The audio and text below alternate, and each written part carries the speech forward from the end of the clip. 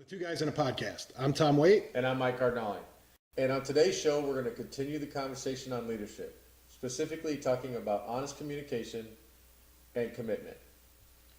Shut up and sit down.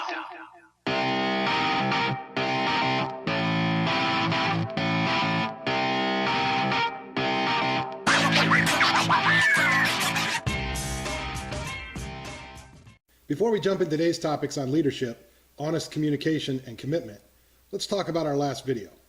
So last week's show, you probably noticed, was a lot tighter on the audio, probably better visual. We're learning, like we said, that was our commitment to you guys and to ourselves, is to learn and get better every time. I think last week's show was a step up. Hopefully this week's show will be a step up as well. So hopefully you enjoyed it. And again, we covered ego, trust, teamwork, time management, and today we're going to hit on commitment and open and honest communication. Yeah, I think last week's show kind of flowed better than the prior weeks. And, kind of referring back to teamwork, we're still trying to figure each other out and how we pass off information, how long does Tom talk, how long do I talk kind of thing, and it's kind of the compromise, which we'll probably talk on another show, how to make effective compromises between each other. But last week's show, I think definitely technically was better. It flowed better, and the topic was relevant. Yeah, and it was engaging. So I think it is. I think overall it was just tighter. It was tighter. And if Mike doesn't say anything, I'm just going to talk for the whole time. So if he kicks me under the table, you'll know why.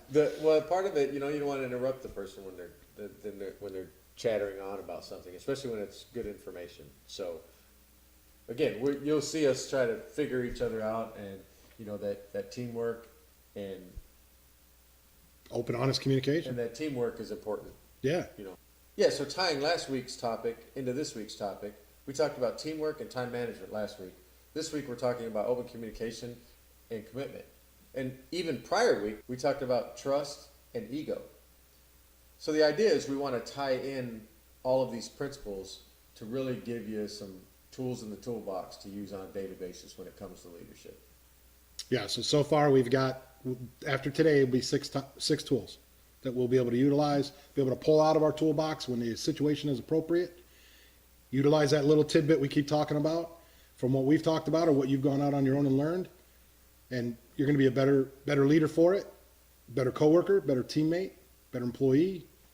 One of the keys with communication, we're going to today focus on open and honest communication, because really that's where teams excel. That's where people excel, is good with good, solid communication. But a huge part of that is being able to listen. And one of the things that I'm guilty of, I think a lot of people are guilty of, is potentially listening, like kind of looking like we're listening, but really thinking about what we want to say next, instead of honestly listening. As you were talking about that, I was thinking about, you don't want to interrupt people when they're trying to talk, because you want to get your point across before they finish theirs. Absolutely. Yeah, that's good. So that's what we're talking about, right? So a lot of times you're in a conversation, you'll be hearing something that'll catch your eye, or catch your ear rather, and boom, you're lining up what you want to say. Yep, someone's talking about their trip to Chicago, and you're already lining up 2 years ago when I went to Chicago, kind of thing. Part of that honest communication is honestly listening too, and that's really important. The goals of open, honest communication, number one is no secrets, right? No sugarcoating it. You can be diplomatic. You can certainly be open and honest to a point of offending someone. So there's a balance there. And every show we've been talking about this balance thing, right? So there's a balance with all these traits, with all these principles, with all these skills that you have to learn what works best for you. But with the open, honest communication we're going to talk about, part of that is that open, honest listening too. Listening is a critical skill. It's probably one of the most important skills humans have. We can listen, understand, absorb. I think we have a natural urge to want to defend ourselves, or try to, show other people that we are listening by telling a story that we think is relevant to us, right? Rather than truly listening to what the person's saying, we're naturally trying to figure out, okay, what's their agenda? What's their angle? What are they trying to accomplish? And then how am I better than they are, or how can I contribute to the conversation, especially if it's more than one person, right? So I think- Especially if you're in a meeting with, say, 4 or 5 people, and you have a bunch of A-type personalities that are in the room that know, hey, I know that this works for me, and it should work for you. And the other person's thinking, I know that this works for me, it should work for you. And in reality, you should be trying to learn from each other. And so one of my coworkers had this philosophy, and I'm not sure exactly where it came from, but it was people that think to talk and people that talk to think. And so, as an example of good communication, this particular coworker and I struggled a little bit because I am 900 miles an hour, right? Boom, just throwing ideas and throwing things out there. And, you know, I'm been in leadership positions and, you know, whatnot, management positions. I've never heard this particular concept before, right? Talk to think, think to talk. And so about 2 months into our partnership, because he was my mentor as I joined this particular project, and he said, Mike, you got to slow down, man. You're overwhelming me. And I'm like, man, you know, like, what are you talking about? And then he told me, you know, there are people that are talk to think and people that are think to talk. So I am definitely a talk to think person, right? Do you like to talk things out and just have the Yeah, conversation? almost to a fault. Like some people are like, okay, I get it. You know, I can't have a 5-minute conversation with Mike. I'm going to have a 35 conversation with Mike because, you know, there's going to be a lot of give and take. And ideas flow in my head better when they're verbalized, right? Yeah. He is a think to talk person. So he needs time to process the information. So if I ask him 3 questions at one time, he only heard the first question because he's trying to process it. He didn't hear the other 2. He's a little more methodical. So what happens is I think he's ignoring me. Like, dude, I'm trying to have a conversation with you and you're looking at me like I'm an idiot. Yeah. So we struggled with that for a couple months. And then once he kind of told me this philosophy of talk to think, think to talk, perfect. So We got things done. now do you more find effectively. yourself when you have a conversation with him, you pause? Absolutely. Yeah. So that's important, right? I think that's kind of where he was going with, because he sounds very methodical, like he wants to really absorb what you're thinking or what you're saying, and he wants to think about it and give a open and honest response. And to do that, he has to have open and honest listening. Yeah, And because if- sometimes I would just blurt out an answer. Like, it's a thought, it's a good idea, boom, I'll just respond. And then after I think about it, okay, that wasn't the best response. So, think to talk people will process it and then give you a thoroughly well thought out response. The challenge is someone like me who's a talk to think person, I'm impatient. You're looking for that immediate answer, that immediate Yeah, like, dude, gratification. let's go. I'm waiting on you to respond to me. So the effects on the work environment is that it takes longer to get things done, right? Because we would not necessarily argue, but we would debate on what's the best way to do things because we weren't communicating effectively. Once we talked about that, and then we agreed that we would communicate in a specific way. Like we talked and said, hey, when you ask me a question, pause 10 seconds. Okay. And then my thing to him was, all right, I'm going to ask you the first question. I'm going to write down the 3 or 4 other ones that are coming at you. Because they're rolling on your head. Right. Yeah. So I have to write them down. And when we came to that compromise, it worked beautifully. Yeah, I think what's unique about that is that you guys had a conversation. You had communication on communication, right? Right. So you said, hey, what works for you, what works for me? We have a clash of styles here. Let's compromise. Thing we talk about a lot too is compromise. That's teamwork, compromising, coming up with a solution. You can go the opposite way on that a little too much too. Like you can overthink, and you can, like you said, in a business world, sometimes we got to move. We got to get after it. We got to get rolling. And if you stop to think every time someone says something, and you're not, You know what they if you're not really focused on it, or you're not really engaged in it, you're not giving that honest listening, then that can just be a delay tactic or just a, maybe Mike will just get bored and walk away tactic or something.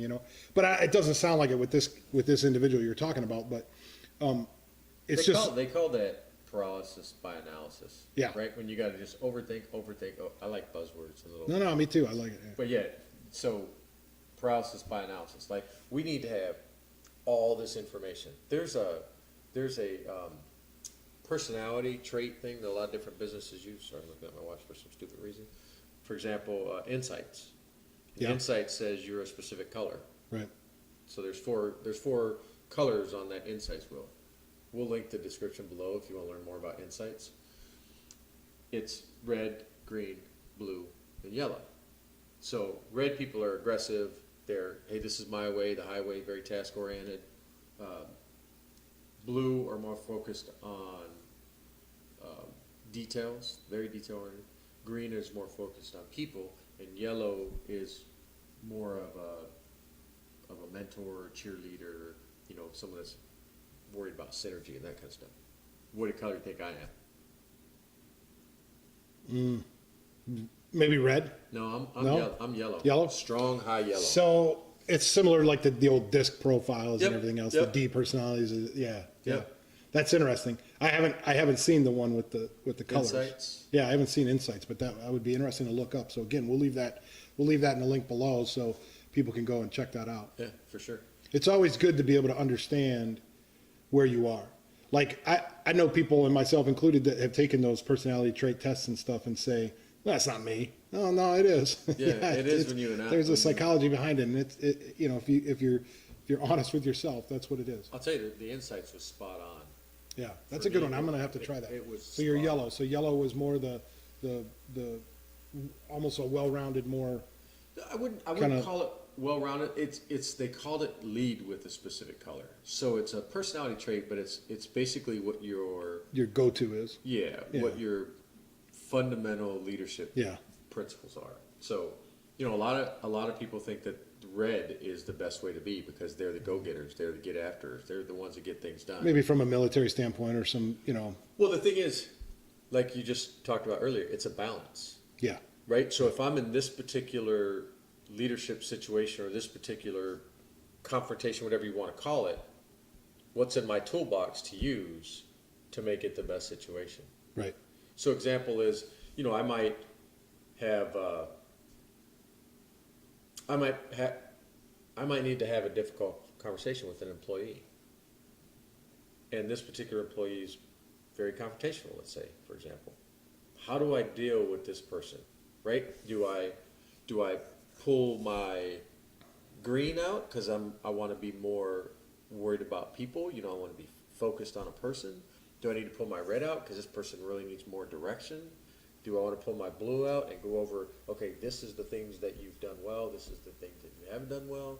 Do I want to pull whatever color? Do I want to pull the Sure. yellow out and say, hey, I believe in you, I know you can do this?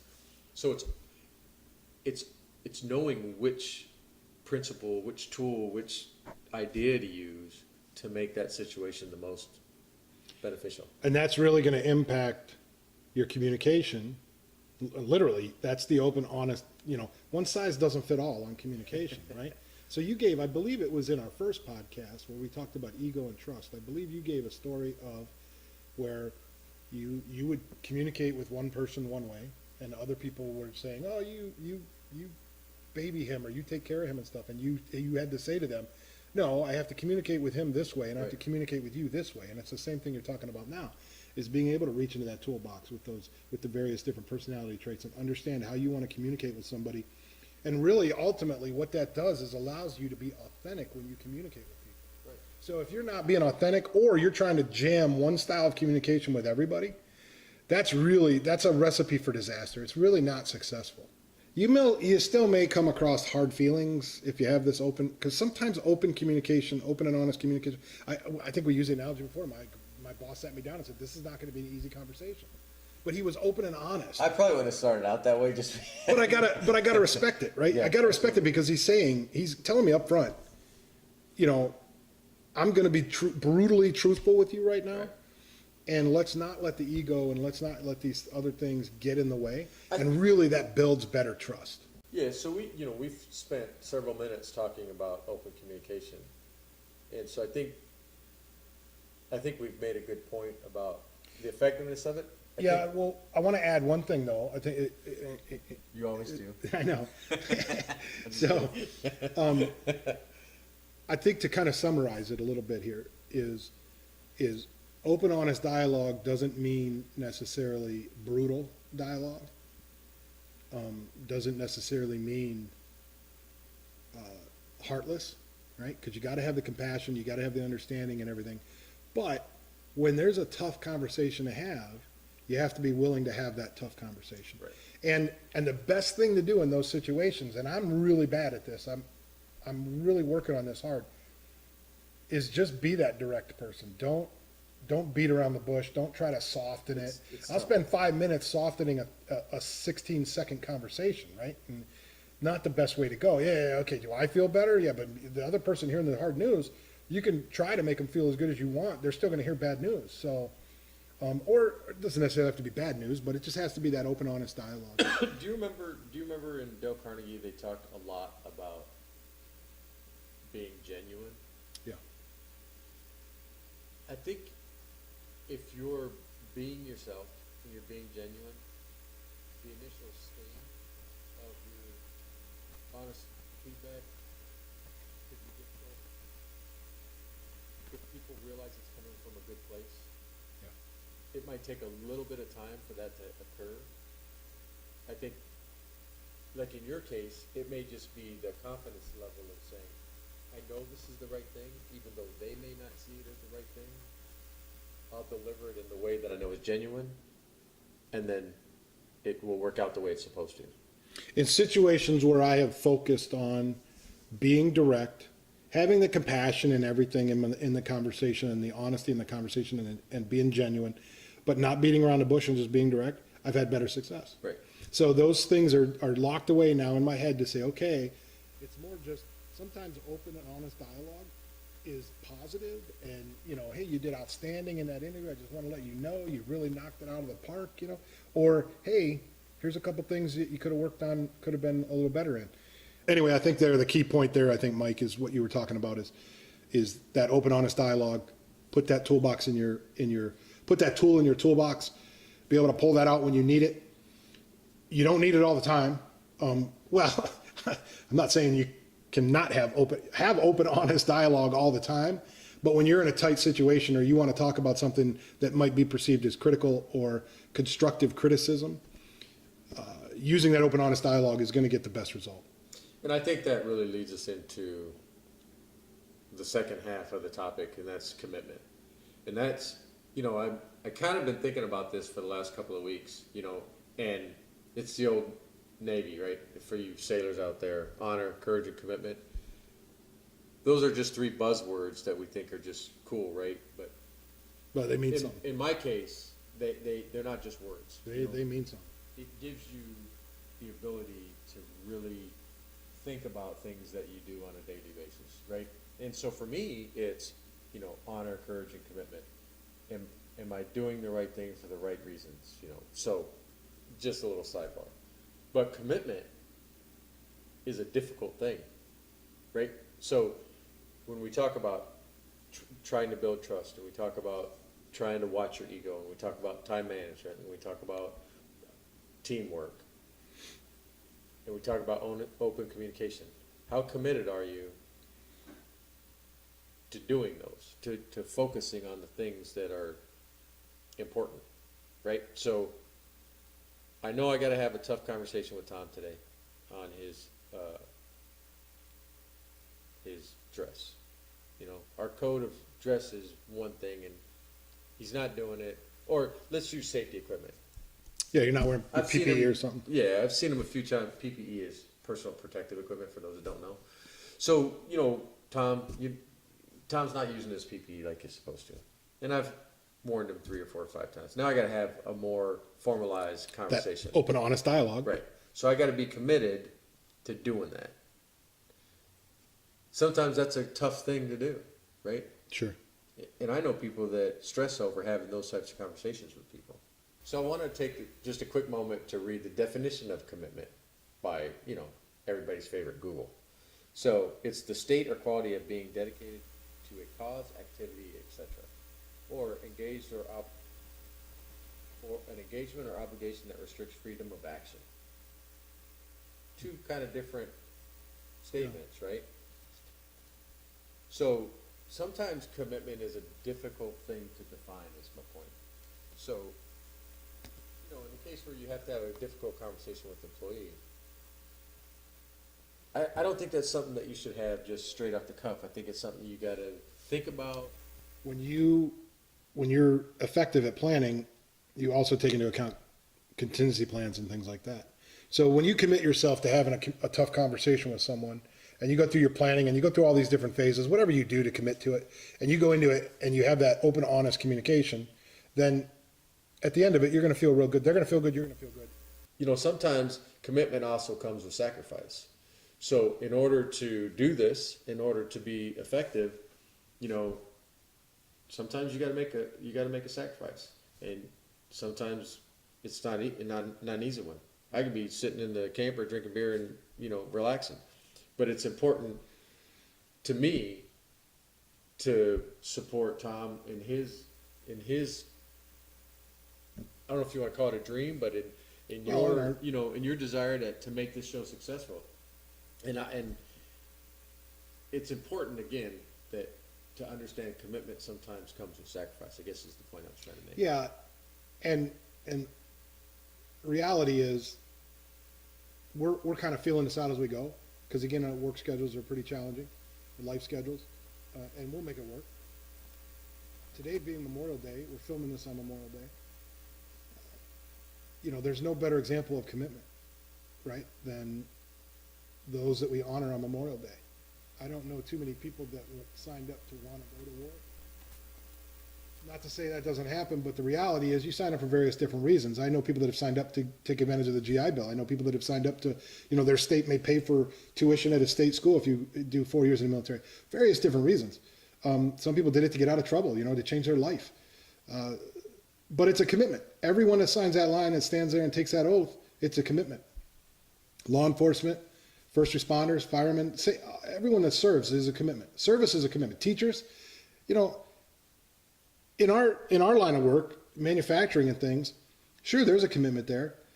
But there's the old adage, I had a job before this and I'll have a job after this. You can't really say that in the military. You can't really say that people that are committed, that commit their lives to things like public service, like teaching, like to make things better for others. I'm making a product that goes on a car or on a boat or something, and you're making food. So those things are important, but in the grand scheme of things, when people put their lives on the line, that's what today really is honoring. And we just want to give a shout out, Memorial Day 2017, ultimate example of commitment and sacrifice that Mike was just talking about. So kind of a heavy little touch there on that subject, but it was pretty appropriate. It's a decision. You make. A lot of people say, "I'm going to do this. I'm going to commit to it." What is that? When you say those words, what does that really mean? Because to me, that's a big deal. When you said, "Hey, Mike, you willing to do this?" I thought about it and I asked myself, "Can you commit to this?" Because to me, making a decision to commit to something, it's a big deal. Well, and it goes back to that time management. It goes back to the things that we talked about. And we both committed to this before we did anything. Here's some open and honest dialogue.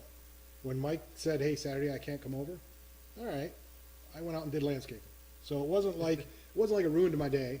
But at the same time, I'm pretty sure he was.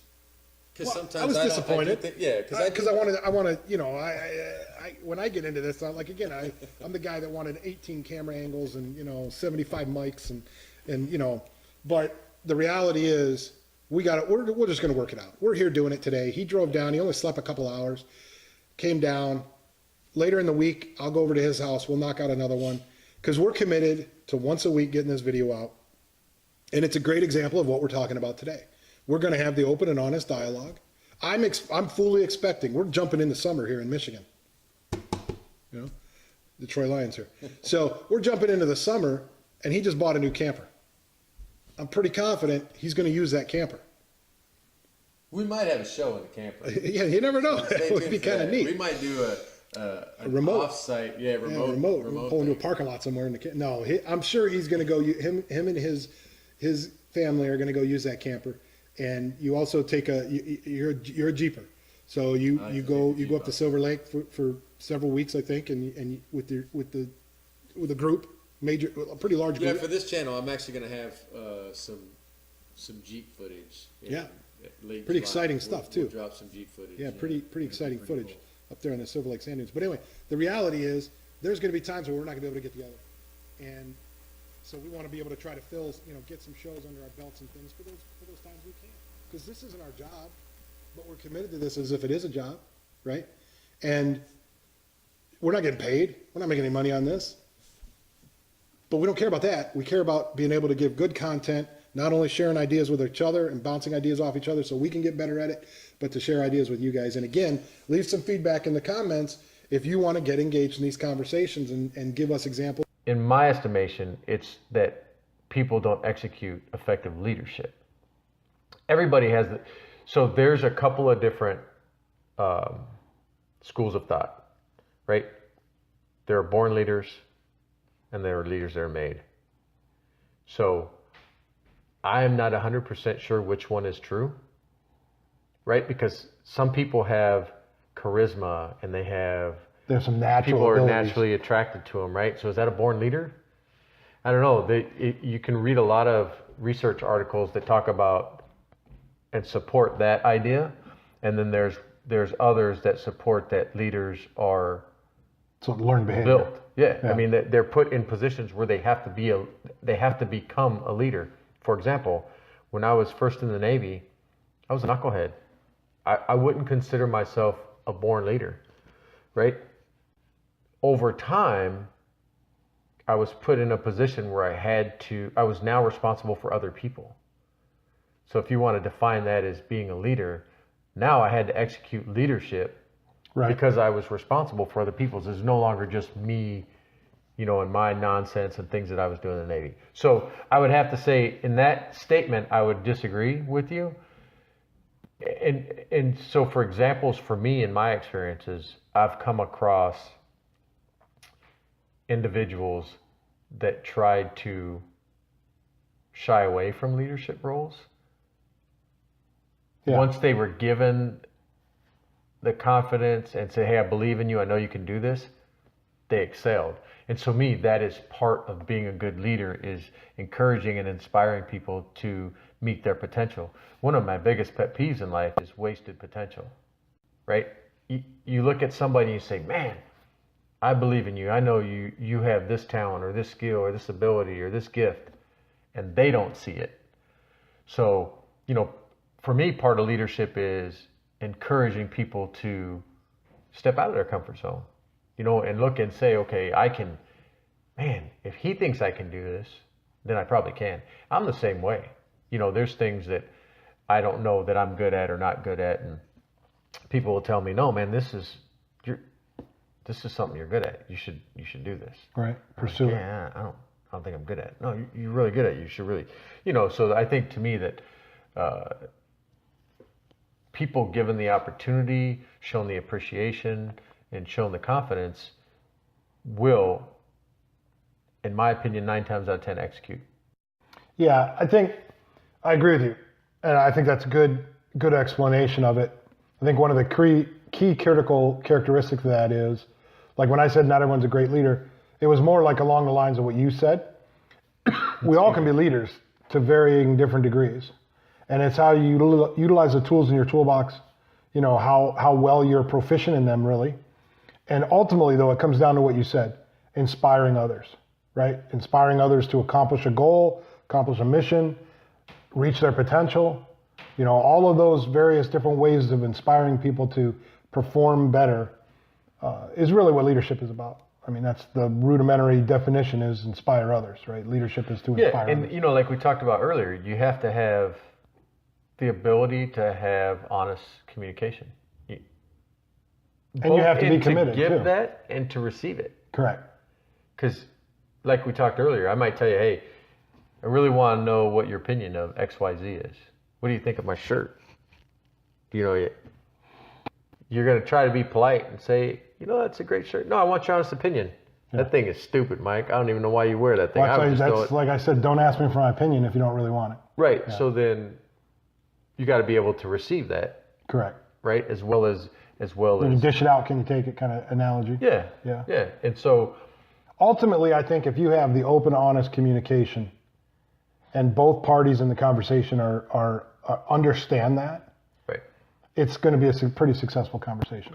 And it goes back to You the keep ego and emotion and everything in check. Yeah, I think it goes back to the example we used about, you know, my coworker who said, "Hey, you're a think to talk guy and I'm a talk to think guy." Being able to have that conversation to build, hey, this is how we are going to effectively be able to communicate. And I think people don't have that conversation because it makes them uncomfortable. Yeah, absolutely. If I said, "Hey, Tom, you know what? I'm struggling with the show. I can't deal with you. You're driving me crazy. You have this idea. I have that idea." If we weren't able to have an open communication and say, an honest communication, say, "Hey, this is what I think," and you say, "Yeah, this is what I think," and I say, "Wow, man, I don't know. Maybe we should try this." And you know, there's some compromise, which is a whole nother topic for another show. But you know, there's compromise between those things. So open and honest communication and the commitment to making sure that we are staying on track. Right. You know, I think people sometimes shy away from it because it's an uncomfortable, you know, it's just like we talked earlier, the uncomfortable conversation you have to have with somebody. Yeah, it's the old adage of fight or flight, right? Yeah. Get in a fight, get emotions up out, you know, raise up the emotion, get into an argument or whatever. And you mentioned earlier today, defense mechanisms kick in, right? Right. And you want to all of a sudden become very defensive, and that's the fight mentality, or the flight is, I don't even want to have this conversation. I'm Right. done. I'm leaving. I'm out of here. So the reality is in between those, the fight or flight. The reality lays in there that that's where we want to stay. We don't want to fight. We don't want to flight. We want to have the good, open, honest dialogue in the middle between those two extremes.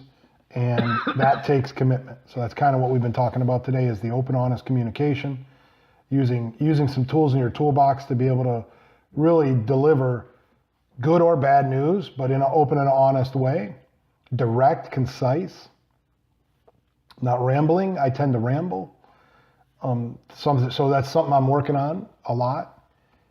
And then the commitment to really try to follow through with what you say. It goes back to integrity and everything else. But commitment is following through with what you got to do. Whether you volunteered to do it or whether you're in a position at your organization where you're a leader, and with that leadership position comes some natural commitment that you have to step up to the plate and do. If you don't, your performance will suffer. The personal perception people have of you will suffer, and the organization will suffer. Ultimately, you're selling yourself. You're selling your brand, if you will. You're selling your ability to get things done. And if you have an issue with commitment and you can't follow through with the things you're supposed to get done, they're going to find someone that can. And you just don't want to be that weak link, if you will, again, that doesn't follow through with commitments. That's reputation, right? And if you get a reputation like that, it's really hard to change people's perception and reputations on those things. So make sure you're following through with your commitment. Make sure you use an open, honest dialogue. And that's how things will progress and get better. Utilizing the other traits that we've talked about. Yeah, and we've talked about, again, we've talked about trust, we've talked about ego, we've talked about time management, we've talked about teamwork, we've talked about open communication, we talked about commitment. All those things kind of tie into each other. It's just utilizing. It's the execution of those things, right? So there's example after example about, hey, I'm just gonna put my head in the sand, right? This situation is too difficult to deal with. We have those. I believe people have those on a regular basis. Yeah. So I gave an example because something you said sparked something that happened with me with one of my coworkers, and I seek feedback. I understand the concept of don't ask a question you can't handle the answer to, right? And this particular person, I have much respect for. I won't say his name, but I'm pretty sure with a couple of hints, he'd figure out who I'm talking about. But I would go to him all the time. I bet you 3 to 4 days a week and say, hey, what do you think about our interactions this week? Or what do you think about our interactions today? How did it work for you? Did I ask too many questions too quickly? Did I do this? Did I do that? And so sometimes leadership is as simple as engaging with somebody and asking questions. You know, and over time, you'll start to build trust. You reduce your ego. You build your confidence. You show people that you, if nothing else, you show people you have interest in them. Some people will take that as, why is he asking me this question, right? We talked about earlier, what's his But you angle? can break those barriers down. Yeah, what's his angle? But if you're consistent, that's a whole nother show too. If you're consistent and you engage in people in a certain way, over time they realize that you're being genuine. You truly are actually trying care. to figure out how to help them. And so I would ask this person all the time. And over time, I worked with them about 2.5 years, maybe 3 years. Over several months, he started to figure out that that stuff wasn't going away. Like, that's just part of who I am. And I didn't realize it until he brought it to my attention. Because he said, you always ask me for feedback on how you're communicating with me. Why is that? And I didn't even really realize I was doing it. I guess it's just become part of my... Kind of natural. Yeah, just, Right. you know, and again, it's because I'm always committed on trying to learn more and improve. So, I mean, part of this show is trying to improve, right? Absolutely. If you think you've arrived in your leadership, you're sadly mistaken. Yeah. You're that guy. You're failing in leadership. Yeah. So, The idea is continually be in the moment. Continually, all these tools we're talking about, all these different principles we're talking about, try to keep the tools in your tool bag sharp. So when you need them, they're there. But you got to consciously be staying in that moment. So when you Right. go up to someone and say, hey, let's have some feedback on how things went this week. What do you think? Whether you're talking to your team or just an individual, the whole concept there is you're trying to say, okay, the feedback may be, well, this happened. Remember when this happened and emotions got a little high there? And you may say, okay, yeah. Oh, yeah, ego, or that's trust, or, you know, just by asking the question and building that rapport with that person and showing them that you care about the interaction you're having with them, that's building trust. you know what's interesting about that statement is that so this was the thought that I was trying to get to when we broke with the audio.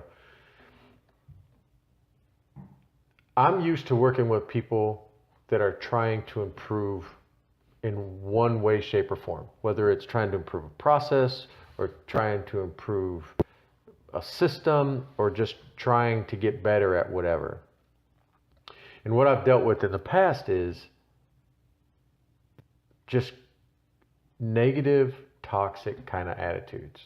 And so I was just having this conversation with a coworker. I would take 10 people that are mediocre at their job but have a great attitude. I would take 10 people that were terrible at their job but had the right attitude. In the past, I've noticed that interacting with somebody with a good attitude but not the best work practices, I'm more willing to put in time above and beyond work. So if I'm supposed to, let's say my shift was 8 hours, but this person struggles a little bit, they need help, they're not going to ask for it, I'll stay over. I would commit my time, right? Sacrifice my time so I can help them, so I can stay there and be there for them. Well, it's because you know they're going to be receptive. And Right, but Yeah, if they then- got a crappy attitude, Yeah, then- what's happening? I'm right. punching the clock at 8 o'clock and I'm Right. out of here. Have a nice Right. day. You know what I mean? So attitudes have a direct impact and effect on companies' bottom lines, organizational effectiveness, employee engagement, all those buzzwords, all those types of things that we talk about. People don't want to have that conversation though, right? Because it's the difficult conversation to have. So people try to avoid that all the time. People try to avoid those kinds of conversations Right. because they take it as, oh, you're being critical of me or something. Or like we said earlier, the truth sometimes hurts, right? And you may be feeling that way about a coworker. Let's say you're feeling that way about me.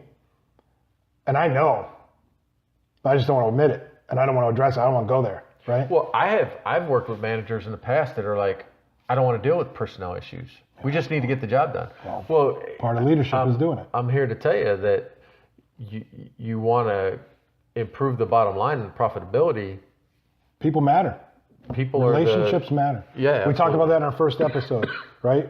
The difference between a manager and a leader, right? So managers just push people around, basically. Just make sure people are doing what they're supposed to be doing. They complete tasks. Yeah. Leaders develop their people.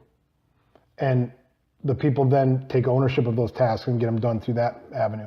You could teach me something, then I could pass that on to someone else, and now we're all developing and we're all improving. And who's benefiting from that? Not only are we all benefiting from it and our team, but the organization. Yeah, absolutely. There's a guy, Edward Schein, Edgar Schein, Edgar. We'll have to Google it. Yeah, I'm not sure. So, if you Google Edgar, I think it's Edgar Schein. He's a professor at a big school, but he's been one of the top guys in organizational leadership, organizational culture, for several years. So I would check out his videos, and we'll link it in the description below, and it talks about all different types of things about culture. Yeah, and it's I think we definitely would be able to talk about a show. We can do a whole future show on culture. Yeah, absolutely. Organizational culture. I think it'll be a really good topic. One that I think we're both pretty intimately involved with in our organizations. Yeah, so definitely. That'll be a good one coming up. And as a matter of fact, I told my boss about the show. I'm a little bit nervous about him going to watch it. So if you're watching it, let me know if I'm doing something, saying something wrong. Give him some good feedback. Yeah, give me some good feedback. I don't know if he's actually went out and looked at it. It'd be interesting if he did. It'll be nice. The thing with this show, I think that we're all going to be focused on is the fact that, we're not expecting 10,000 views on it to start with. We're going to build on our audience, and we're going to try to focus on the things that'll help that. And the number one thing on there is content. So hopefully we're talking about some things, and through your guys' feedback in the comments and through interactions on Facebook or Twitter, we can try to get some some synergies on what we want to talk about with the audience, so we can hit on time. And maybe someone out there is having a trouble at work or a situation at work with a coworker or boss or something, and throw us a couple questions, and maybe we can come up with some creative answers that might be able to help you, and you can take a little bit away from it. Yeah, I mean, it's interesting because we go out and look at YouTube videos for just about everything. I mean, camping tips. I've been watching countless videos on camping tips, how to record, how to fix my cell phone, how to fix my car, how to change brakes, how to do ABS. I mean, we go to YouTube for a lot of stuff, right? To fix and to troubleshoot. Why not go to YouTube to learn this stuff? Yeah, absolutely. We're a couple of just everyday guys trying to figure out this topic we're calling leadership. So, if you guys have ideas or comments or whatever, put them in the comment section down below. We will look at them. And the important things that you're going to be able to use in your life and hopefully increase your performance as a leader, you're not going to learn from us. We're going to reinforce some things in you. You might hear some new things or an analogy that works for you. But really, we're just regurgitating what we've learned and what we've seen and what we've read and what we've watched on YouTube and things like that. None of this is any kind of proprietary secret stuff. None of it's really even new ways of doing it. We're just talking about it, and that's the idea. Continue the conversation. Exactly. The more you talk about a topic, the more you learn about a topic, the better you're going to be with that topic. And that's really what we want to do, is sharpen those tools in our toolbox, sharpen the saw, continual learning, self-development. So when you go back to work and you employ some of these ideas, people notice. They take notice, and now people will lean on you as a leader. That's what we all want to be able to, if you're the person that punches the clock, goes to work every day, punches the clock, goes home every day, that's fine. There's nothing wrong with that. You're supporting your family. You're doing the things you got to do. For those of you that want to take on more responsibility and potentially be a leader, you could be watching this. You could be, a Boy Scout leader, and you want to get better at that. You could be a coach of an elementary school basketball team, and you want to get better at that. This stuff applies to anything and everything in your life, and let alone relationships. I mean, literally, like husband, wife, boyfriend, girlfriend, father, daughter, father, son, mom, daughter, whatever. These relationships and things, this is all about how you want to communicate. You know, we really didn't even hit on the open and honest communication on the personal side, but it's pretty important too. Let's be honest, especially in a family environment. You know, these are the things that people can take a little bit away from and probably help them out in tough situations. Right. That's what we're hoping. So again, leave comments so we can make sure we're talking about the topics that interest you, and hopefully you're learning a little bit from us. Absolutely. So I think today, Mike, we talked again about the open and honest communication. We talked about commitment. I think in coming shows we'll be able to hit on organizational culture, planning, project planning most likely, but planning in general. We had mentioned earlier compromise, right? So that's another one we could talk about. So the idea is we want to build on topics week by week. So if we have 6 topics that we've talked about, next week, ideas, we'll have a couple more topics, and we'll have real life examples. I think that's what works best for me is real life examples. How did what you're talking about apply to my everyday life? Right. We got to be careful not to use, coworkers' names or maybe even current work situations. Maybe we base it off stuff that's happened in the past, but nevertheless, it's good information that could be applied to many different situations. Right. And again, the goal it would be to just learn, continually learn. So our motto, 2 Guys on a Podcast motto, continue the conversation. And that's really what we want to do. It's what we tried to do today. Hopefully, I know we did it. We continued our conversation, and I think we're both going to walk away from here thinking a little bit more. Talk to think to talk. I think we accomplished both of those things. I've used that so much in the last 3 years. That's good. That's another good one. So hopefully you took a little bit away from this. Go ahead and make sure you subscribe on YouTube, like us on Facebook, shoot us a message, interact with us. That's what we're looking for, some more interaction from people out there. Let us know what you think. We're going to continue working on the video, audio, the technical side of things like this, and we'll get better. Yeah, we're going to get better. That's our commitment. Remember, that's what we talked about. So stay tuned for future shows. Yeah, appreciate you watching today. Thank you very much. Thanks, Mike. Thanks, Tom. Well, that does it for this week's show. Thanks for tuning in, and we'll see you next time on 2 Guys in a Podcast.